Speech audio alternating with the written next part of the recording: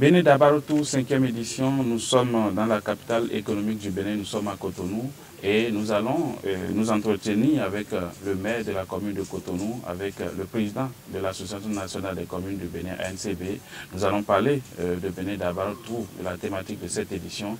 Nous allons plus loin pour parler de l'ANCB, nous allons parler des communes, nous allons parler de la réforme du secteur de la décentralisation. Eh bien, merci de vous installer. Monsieur le maire, merci de nous recevoir. Merci, c'est moi qui vous remercie. Alors, qu'est-ce que ça fait d'être maire de la commune la plus en vue du Bénin, la commune où le gouvernement semble mettre le paquet pour pour refléter l'image de notre pays? Merci. Je voudrais d'abord vous remercier d'être à Cotonou, vous féliciter pour le travail que vous abattez, vous et toute votre équipe. Merci beaucoup, monsieur le maire. Je vous encourage. Vous venez de me demander ce que ça fait d'être maire de Cotonou, oui, de la capitale économique. Oui, je répondrai que l'honneur est une charge. Autant on peut être heureux d'être maire, autant la charge est grande. Est grande, effectivement. Donc nous essayons autant que je peux de faire en sorte que les objectifs que nous sommes fixés soient atteints. Oui. Et je pense que, à défaut de nous réjouir d'avoir tout fait, à défaut de nous réjouir que la ville ait changé parce que nous avons un gouvernement qui appuie fortement ce que nous faisons et qui prend des initiatives et qui font aujourd'hui que Cotonou, au-delà du Bénin, est connu. Je crois que nous devons être heureux de la synergie d'action qui existe entre la municipalité et surtout les autorités au niveau le plus élevé. Merci. D'accord. Alors, monsieur le maire, pour quelqu'un qui ne connaît pas Cotonou, qui regarde cette émission depuis un autre pays, quelle présentation faites-vous de votre commune? De manière sommaire, je vous dirais que Cotonou est l'une des 77 communes du Bénin. Oui. L'une des 4 villages statut particuliers. Les villages statut particuliers, on en avait 3. C'était Cotonou, Potonou, Parakou. Oui. Désormais, Carabi s'y ajoute. Oui. Donc, je parle de l'une des villages statut particuliers, l'une des 4 villages statut particuliers. Oui. Cotonou, c'est 13 arrondissements. Cotonou, c'est 166 quartiers. Oui. Et nous avons 42 conseillers communaux à Cotonou. Oui. Nous avons 42 conseillers municipaux à Cotonou. Oui. Je crois que sur l'essentiel de manière sommaire, c'est ce que je pourrais vous dire. D'accord. Alors, vous avez été élu en 2020 à la tête de la commune de la ville de Cotonou. Dites-nous quels étaient les défis auxquels vous étiez confronté à votre prise de service en tant que maire. Merci. Les défis sont grands. Je ne dirais pas été grands, les défis sont grands. Oui. Il y avait la grande question de l'assainissement de la ville de Cotonou. Vous savez très bien que Cotonou a été toujours une ville inondée en temps de pluie. C'était difficile de circuler à Cotonou. Et ça, c'était l'un des défis majeurs. Cotonou, c'est la vitrine du Bénin. Il faut que Cotonou reflète ce que nous en disons. Il faut que ce soit une ville propre, il faut que ce soit une ville sécurisée, que ce soit une ville attrayante, tout ça. Et donc les défis étaient assez grands. Je crois que nous avons travaillé et à faire en sorte que Cotonou d'aujourd'hui, comme je le dis souvent, n'est plus le Cotonou d'hier. Et quand je dis nous, j'insiste là-dessus, oui. C'est pas une synergie d'action entre le gouvernement et le président Patrice Talon, oui, qui a été très regardant, ça il faut le reconnaître, par rapport à Cotonou. Oui. Et ça aujourd'hui nous nous en réjouissons. D'accord. Alors, lorsque vous dites qu'avant, l'un des défis était de pouvoir régler le problème d'assainissement, dites-nous, quelle était la cause de ces nombreuses difficultés liées à la mobilité des populations en saison pluvieuse, aux inondations et autres? Est-ce que c'était l'effet du changement climatique ou c'est l'effet des populations? Je dirais des deux. D'accord. les arbres du changement climatique aujourd'hui se ressentent par tout le monde, hein, du nord au sud, de l'est à l'ouest. Donc Cotonou n'a pas échappé à cela. Oui. Donc évidemment, le changement climatique en a été pour beaucoup. Oui. Mais ça, cette cause, elle est naturelle. Même si des hommes ont travaillé pour ça. Oui. Aujourd'hui, quand vous passez votre temps à couper les arbres, vous travaillez à ce que nous ressentions les arbres du changement climatique, dont les hommes ont travaillé pour ça. Mais quand je reviens aux causes humaines de l'inondation à Cotonou, oui, il y a aussi que certains citoyens ne sont pas bien comportés.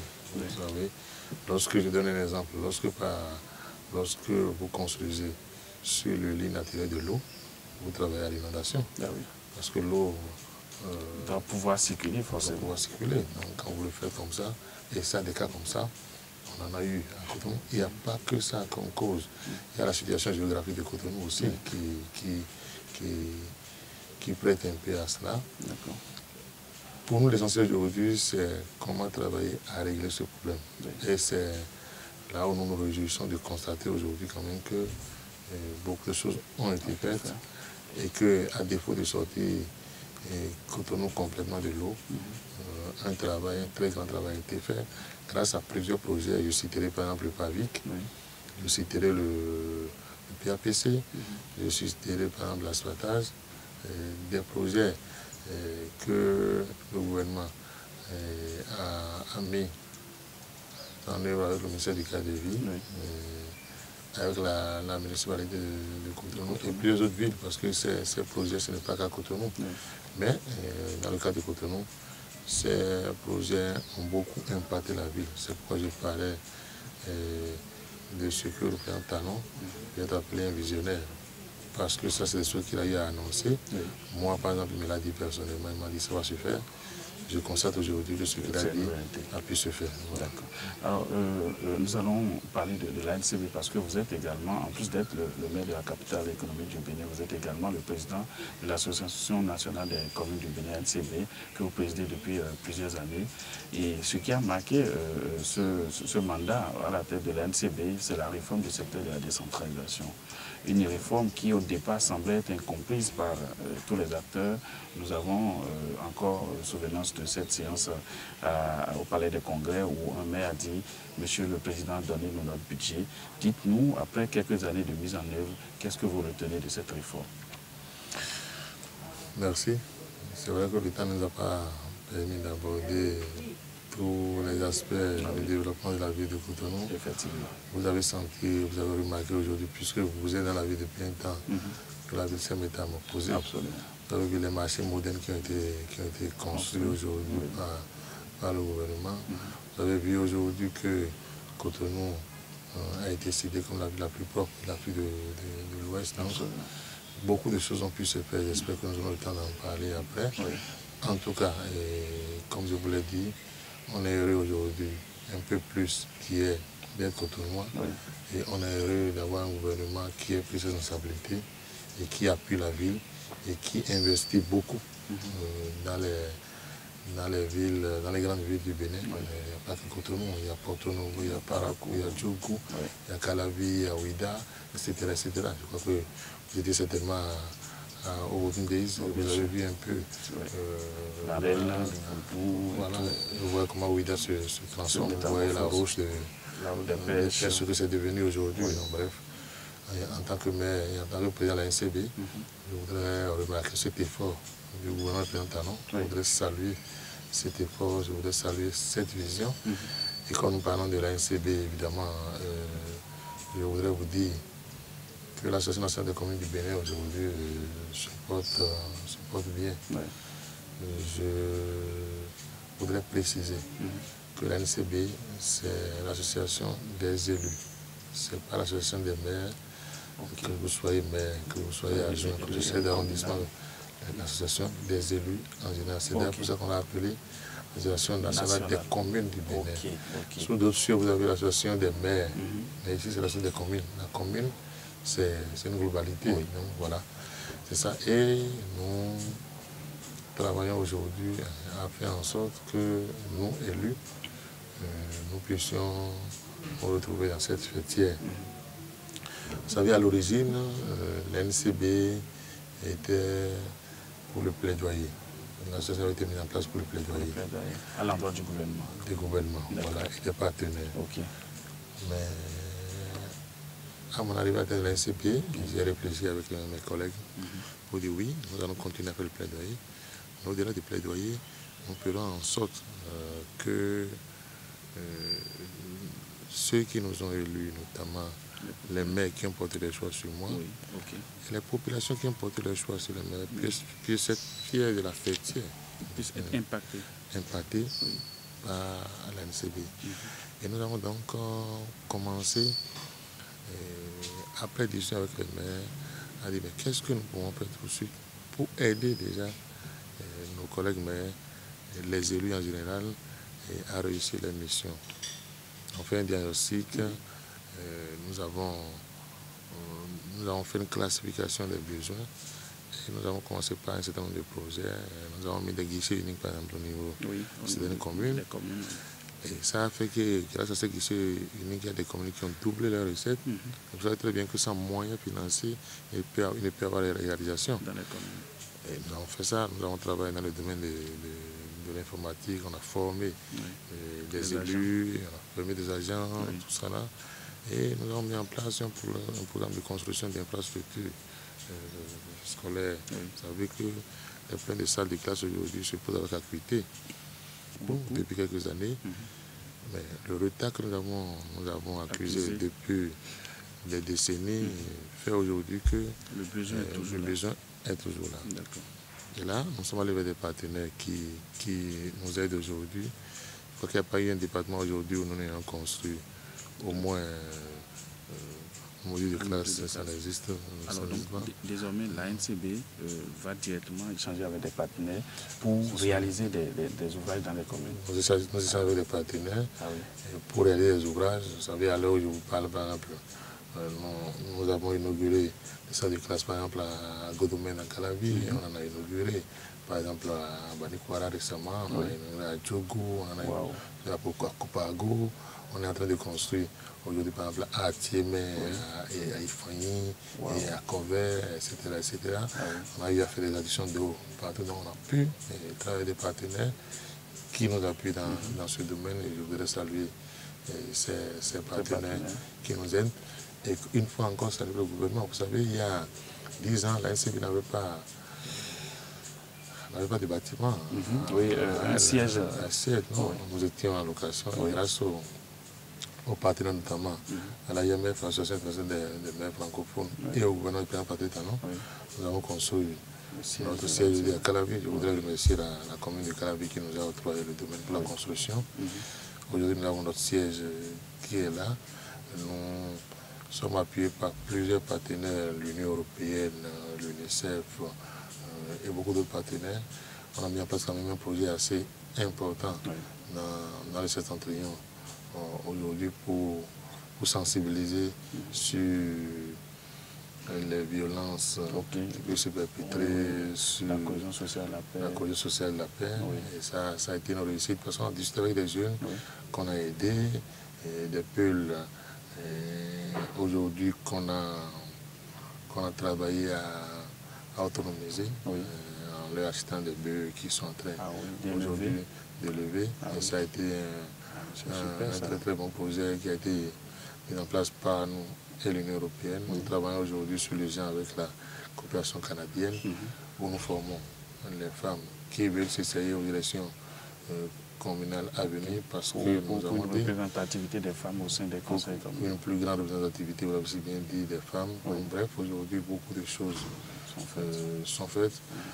Avec le VSG et la coopération belge, nous travaillons aussi à sensibiliser les élus. Nous appuyons l'association qui est mise en place par les femmes élues présidées par Madame le maire de Kétou. Nous sommes donc sur tous les fronts.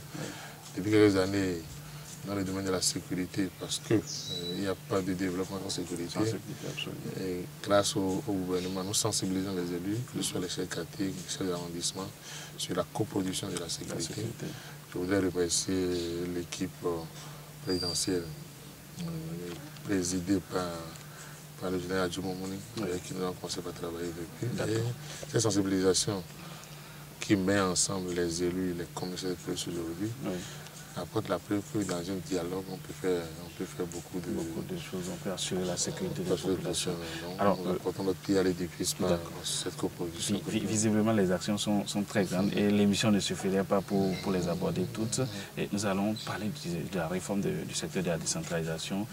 Cette réforme me tient à cœur. J'ai bien envie de savoir aujourd'hui le bilan que vous faites de cette réforme. Merci. Je crois que pendant qu'on discutait de la réforme, vous l'avez si bien dit tout à l'heure, vous avez dit un maire a dit laisser notre budget. Tout cela c'est désormais derrière nous. Parce qu'à l'épreuve, les maires ont constaté que c'était la meilleure solution. La meilleure solution. Les cadres dans nos communes, il n'y en avait pas beaucoup. Il y avait des cadres, il y avait des communes qui avaient beaucoup de cadres, par exemple, il y en avait qui n'en avaient pas. Qui n'en avaient pas du tout. Donc il fallait les aider. Il y a des ressources que d'hommes, dit-on. C'est la ressource humaine qui est très importante. Qui est très importante. Vous voyez? Et ça a été une réussite de la réforme. Ensuite, ceux-là qui ont été recrutés ont travaillé. Sont mis au travail. Au début, il n'y a aucun peu d'étonnement, mais aujourd'hui, je pense qu'ils ont pris à cœur ce qui leur a été confié. Et les maires aujourd'hui sentent que, en réalité, la réforme était pour les aider, pour les soutenir. Et je puis dire que les collègues maires aujourd'hui sont contents, ils doivent être très contents de ce qui a été fait. Des moyens ont été mis par la dissolution des maires. C'était pas le cas. Il y avait des communes qui n'avaient pas la possibilité de s'acheter des moyens de déplacement. Les indemnités ont été revues à la hausse jusqu'au chef quartier. Donc quand je fais le bilan aujourd'hui de la réforme, je pense quand même que ce bilan est satisfaisant. Nous continuons de discuter. Il n'y a pas d'action qui soit parfaite. Au fur et à mesure, s'il y a des choses à corriger, nous le ferons. Mais de manière globale, on peut se satisfaire de ce qui a été fait. Et les maires, aujourd'hui, pour le regretter, je pense qu'il ne devait pas en avoir. D'accord. Alors, je continue par insister sur cette réforme. Dites-nous de façon concrète, est-ce que l'impact se sent aujourd'hui où vous avez parlé du personnel désormais qui est qualifié? Qu'est-ce que ça a produit comme effet? Vous avez parlé des secrétaires exécutifs qui sont mis au travail. Est-ce que ça a généré comme effet positif? Est-ce que c'est la mobilisation des ressources? Est-ce que désormais que les pouvoirs politiques sont séparés des pouvoirs techniques? Qu'est-ce que cela a induit de façon concrète dans les communes? Je soulignais tout à l'heure qu'il n'y a de richesse que d'hommes. Il y a de richesse que d'hommes et que la ressource humaine est très importante. Donc ça c'est un acquis, c'est quelque chose de gagné. Et dès que cette richesse humaine existe, ça impacte tout le reste. Vous voulez parler de la mobilisation des ressources. Sans mobilisation des ressources, on ne peut développer une commune. Et les secrétaires exécutifs ont reçu, et entre autres comme mission, de travailler à la mobilisation des ressources. Ils sont d'ailleurs évalués sur ça. Ce sont des critères sur lesquels les secrétaires sont évalués aujourd'hui. La séparation de ce qui est politique, de ce qui est administratif n'est pas du tout une mauvaise chose. Vous voyez, il y a des élus qui pourraient pécher par ignorance, parce que les élus ne sont forcément pas connaisseurs de tout. Aujourd'hui, on a mis des gens qui ont été formés, parce qu'ils ont reçu beaucoup de formations, et ils comprennent désormais l'enjeu, ils comprennent les responsabilités, ils savent à quoi ils s'exposent si par hasard ils font mal. Je crois que les maires demeurent les chefs d'orchestre aujourd'hui, chacun joue son rôle, chacun a un instrument à jouer. Et vous êtes plus à l'aise dans ce rôle de chef d'orchestre. L'essentiel pour vous, c'est de faire en sorte que vos mandats soient contents des résultats. Moi, ce que je souhaite aujourd'hui à Cotonou, c'est que nous construisions des écoles, c'est que nous construisions des hôpitaux, c'est que nous construisions des marchés secondaires, c'est que nous puissions réflexionner des voies. Et avec ces équipes aujourd'hui, on a beaucoup travaillé. Et comme à Cotonou, nous avons la chance que les choses sont mises en place et que le gouvernement travaille à mettre en place beaucoup de projets structurants, vous savez que nous n'avons pas droit à l'erreur. Et ce que nous avons fait aujourd'hui, il y a une synergie d'action à Cotonou. Nous avons travaillé à signer des conventions avec ces alliances qui travaillent déjà dans la ville, notamment SIMO, SIRAT et ASSIS. Et depuis l'année passée, nous avons fait un très grand travail avec eux. Nous avons retenu des projets structurants. Avec SIMO, nous avons construit tous les arrondissements, nous avons mis en place des toilettes publiques, nous avons construit des aires de jeu. Avec SIRAT, nous avons des voies à réflexionner. Avec ASSIS, nous avons des écoles, des salles de classe à construire. Et quand c'est comme ça, vous voyez, c'est plus cohérent. Parce que déjà, c'est des gens qui travaillent déjà, sur les projets. Ils ont l'expérience et ils savent déjà ce qui a été fait, ce qui reste à faire. Et dans cette complicité, dans une certaine combinaison, nous travaillons aujourd'hui à faire en sorte que le bien-être se sente à Cotonou. Je m'en réjouis. Et c'est là encore que je remercie le gouvernement parce que ce dont il parle est passé par le Conseil des ministres, mais il a fallu l'aval du chef de l'État et de son gouvernement. Et c'est allé très vite à leur niveau. Il y a eu, après quelques petits problèmes dus à la lenteur administrative, mais au niveau du gouvernement, c'est allé très vite. Tout cela, c'est derrière nous aujourd'hui, parce que c'est mis en place, les conventions sont signées, les avances ont été données aux différentes alliances. L'année passée, je pense que nous avons mis à disposition des alliances environ 8 milliards de francs CFA pour le projet structurant. Nous le ferons encore cette année. Nous faisons le suivi pour que ce projet-là démarre en complémentarité à tout ce que nous avons fait nous-mêmes déjà dans la ville. Et surtout ce que le gouvernement a fait depuis quelques années. D'accord. Alors, Monsieur le Président, c'est la fin de cette émission, mais il me plaît de vous souffler que nous sommes soutenus par le groupe KDK, qui est Kidani Dada de Pessou, qui a une ferme agricole à Pessou, dans la commune de Tchaourou, qui a également une université agricole et un lycée agricole. Alors, dans le partenariat qui nous lie, le groupe KDK offre à toutes les communes que nous parcourons des bourses de formation pour des demi-bourses de formation pour l'université et pour le lycée. Alors à la fin de cette émission, nous allons vous remettre deux demi-bourses pour des fils et filles de la commune de Cotonou qui voudraient bien aller suivre ces formations. Alors quelle est votre impression et en même temps votre mot de la fin à l'endroit des populations de Cotonou, à l'endroit du chef de l'État? Féliciter le groupe pour le travail qui se fait. Vous féliciter vous-même pour ces bourses qui sont mises à disposition. Vous savez, dans les pays développés, quand je parle de la France, les plus riches, c'est les agriculteurs. Et avec les réformes qui s'opèrent aujourd'hui au Bénin, dans le domaine de l'agriculture, nos enfants gagneraient à se former. Parce que ce secteur est très prometteur aujourd'hui. Et pour le groupe qui travaille à cette formation avec l'université, si je me trompe, c'est avec Charles Tokor. Je voudrais remercier le député Charles Tokor pour ce travail qui se fait, remercier toute son équipe et leur dire que Cotonou sera un très bon partenaire pour tout ce qu'ils font et que nous les soutenons. Donc merci pour ça. Je voudrais, pour mon mot de fin, vous féliciter pour le travail que vous faites. Merci, monsieur. Féliciter toute votre équipe et remercier les Cotonoises et les Cotonois pour l'appui dont nous bénéficions, pour le soutien dont nous bénéficions. Parce que dans une ville, lorsqu'un citoyen paye les impôts, paye les taxes, ce citoyen DA soutient le développement de la ville. Et nous ne pouvons pas ne pas les remercier. Remercier toute l'équipe municipale, les membres du conseil, le personnel.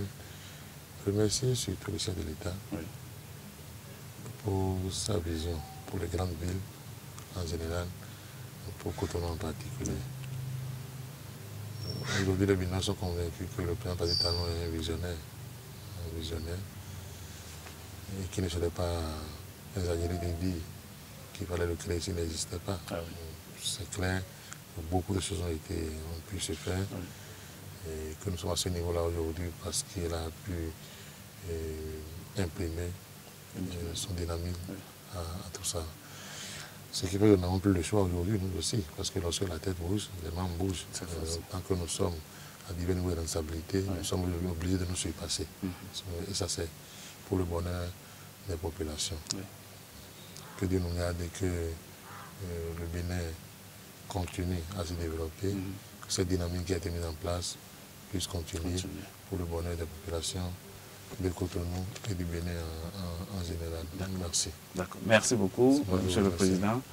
Mesdames et Messieurs, chers internautes, vous l'avez compris, c'est la fin de cet entretien avec le maire de la ville de Cotonou. Nous avons parlé de Cotonou, nous avons parlé de la réforme du secteur de la décentralisation, nous avons parlé des actions du gouvernement à Cotonou, nous avons également parlé du développement. Et merci de nous avoir suivis. Bénin Dabaltou, à la prochaine étape. Au revoir.